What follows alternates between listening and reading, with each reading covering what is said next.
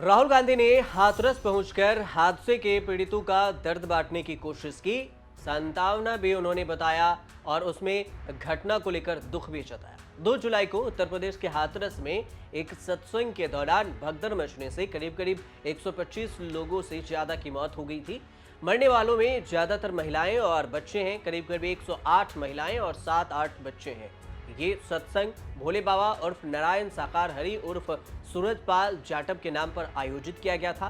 हादसा तब हुआ जब नारायण साकार हरि सत्संग खत्म करने के बाद जा रहे थे और वहां पर आए लोग उनका चरण रज यानी कि चरण की धूल लेने के लिए उनकी गाड़ी के पीछे दौड़े और इस दौरान हुई भगदड़ से लोग मारे गए। पुलिस की नौकरी छोड़कर बाबा बने सूरजपाल के सत्संग के लिए जितने लोगों की परमिशन ली गई थी, करीब उन सब से 3 गुना लोग वहां पर पहुंच गए और भीड़ प्रबंधक कोई भी इंतजाम खासा नहीं कर रखे थे, जिस वजह से भगदड़ मची और इतने लोगों की मौत हो गई, जो अभी तक बात सामने आई।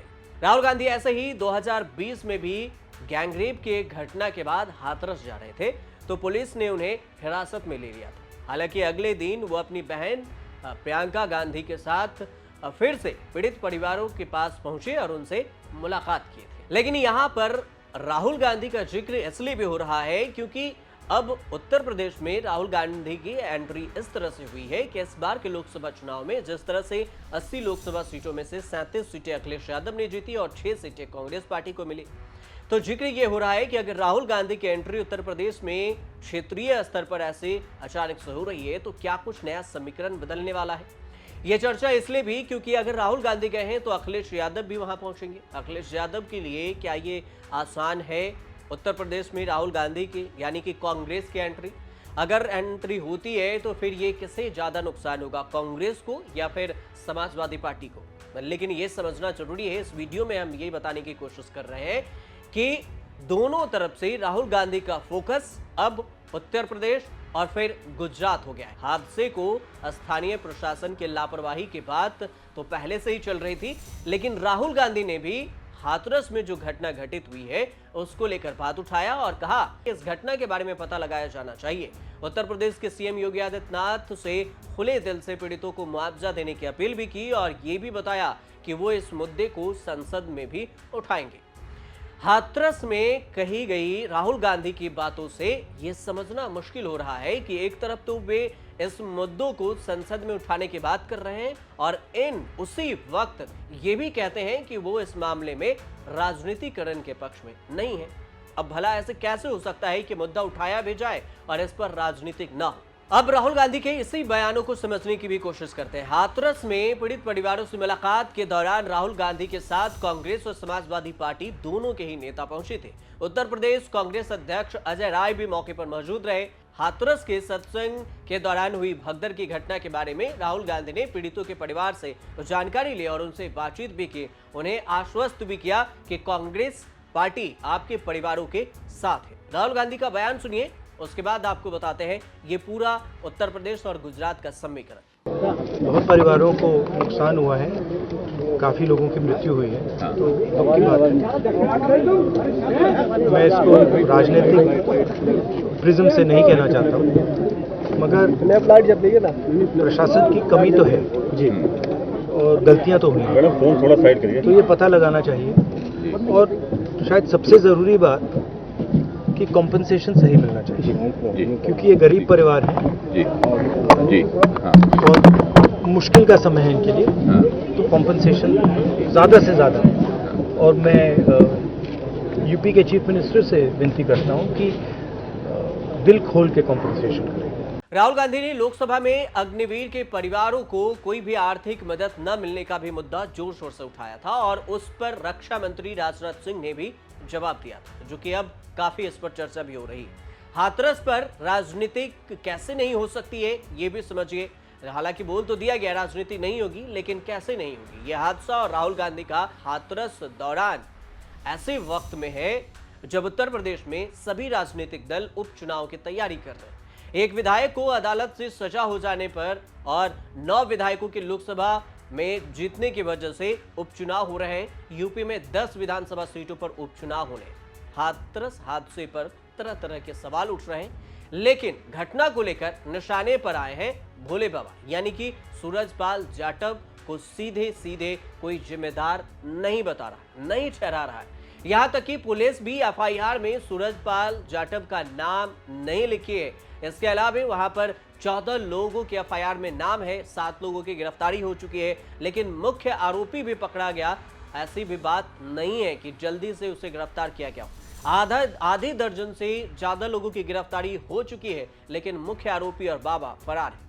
घटना को लेकर हर कोई स्थानीय प्रशासन के सीट पर ठिकरा फोड़ रहा है और राहुल गांधी भी उनमें शामिल हो रहे हैं, लेकिन घायलों को सही इलाज न मिल पाने की भी शिकायतें सुनने को मिल रही है। आपको ये भी बता दें कि घायलों को अस्पताल पहुंचाए जाने के बाद डॉक्टरों से लेकर ऑक्सीजन तक की भी वहां पर कमी देखी गई, लेकिन ऐसी बात तो सरकार की तरफ से पहले भी खारिज की जाती रही है। और यही बात योगी आदित्यनाथ भी कह चुके हैं कि मुख्यमंत्री बनने के कुछ ही महीने बाद, आपको याद होगा एक घटना 2017 में गोरखपुर के अस्पताल में बच्चों की मौत का मुद्दा उठाया था, तो भी उन्होंने कहा था कि वहां पर जितनी भी सुविधाएं थी उसकी कमी नहीं थी। राहुल गांधी भले ही अपने दौर से गैर राजनीतिक होने का दावा कर रहे हैं, लेकिन राजनीति तो पहले ही दिन से शुरू हो गई थी, जब मुख्यमंत्री योगी आदित्यनाथ ने बगैर किसी का नाम लिए सूरजपाल जाटव के साथ फोटो का जिक्र कर दिया। राहुल गांधी और अखिलेश यादव को दोनों को टारगेट योगी आदित्यनाथ ने कर दिया और उन्होंने कहा कि उनसे पूछना चाहिए जिनकी तस्वीर समाजवादी पार्टी के नेताओं की तस्वीर के साथ सूरजपाल जाटव की तस्वीर भी सोशल मीडिया पर वायरल हो रही है। राजनीति की बात यहीं से शुरू भी हो जाती है। बाद में अखिलेश यादव ने इस पर अपनी सफाई भी दी और उन्होंने कहा कि बीजेपी की social media team IT cell वाले ये सब तस्वीर निकाल कर चला रहे हैं। ये पुरानी आदत है बीजेपी की, अभी आधी हार हुई है और आगे पूरा हार जाएंगे। किसी पर आरोप लगाने से कोई फायदा नहीं होगा। सबको मालूम होता है कि ऐसे कार्यक्रमों में कितने लोग बुलाए जाते हैं और उससे कई गुना लोग आ जाते हैं। ऐसे में ये जिम्मेदारी प्रशासन की है, सुरक्षा तरीके से कार्यक्रम संपन्न कराना चाहिए। अब जबकि राजनीति योगी आदित्यनाथ बनाम अखिलेश यादव के बीच में शुरू हुई, तो राहुल गांधी चाहकर भी इसे गैर राजनीतिक नहीं कह सकते थे, बल्कि उनकी अलग ये भी थ्योरी रही, खास दिलचस्प बात रही कि वो ऐसे समय में सीधे वहां हाथरस पहुंच गए और वहां के लोगों से मुलाकात भी की। अब सवाल उठा कि राहुल गांधी उत्तर प्रदेश और गुजरात को कैसे टारगेट पर ले रहे हैं, इसे भी समझना बहुत ही जरूरी होता है। हाथरस में अगर राहुल गांधी उनके परिवारों से मिलने गए हैं तो फिर राजनीति के सवाल तो पहले से ही उठने लगे और अब राजनीति और भी गर्मा गया है।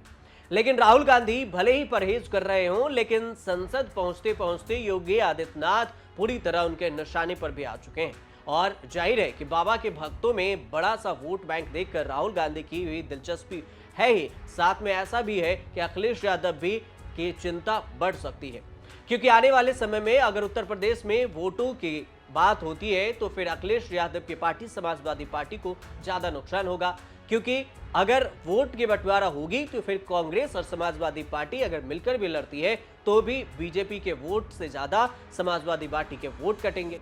न सिर्फ उत्तर प्रदेश बल्कि यही फोकस राहुल गांधी का गुजरात में भी है। 6 जुलाई को प्रधानमंत्री नरेंद्र मोदी के गढ़ गुजरात का भी दौरा राहुल गांधी करना है।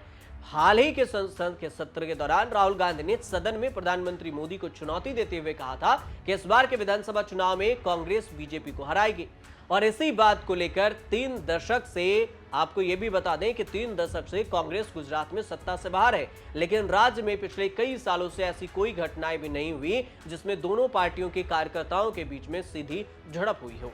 अहमदाबाद में कांग्रेस के कार्यालय के बाहर पुलिस की मौजूदगी में अचानक से ये पथराव हुआ और 2013 तक ऐसी घटनाएं दोनों पार्टियों के बीच के इकाई के बीच में नहीं हुई थी, जो कि अब हुई।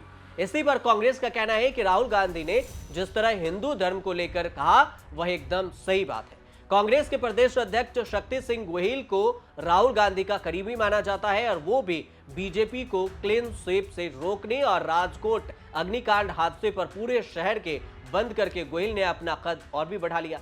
ऐसा भी माना जाता है कि अब राहुल गांधी सीधे तौर पर गुजरात में अपनी सक्रियता बढ़ा रहे हैं और लोकसभा चुनाव में राहुल गांधी दौरे पर नहीं गए थे, लेकिन अब जब वलसाड और बनासकांठा में सभी सभाएं थी तब भी नहीं गए, लेकिन अब जा रहे हैं।